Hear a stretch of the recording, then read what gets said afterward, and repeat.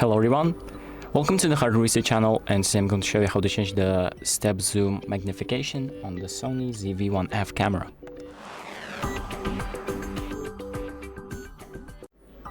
So the first thing that we're going to do is open up the settings by pressing the menu button.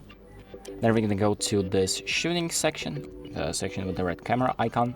Then we're going to scroll down to zoom and select step zoom magnification. And here you can enable or disable some options, so you can disable or enable one-time zoom, do the same thing with 1.5, 2.0, and 4.0 zoom.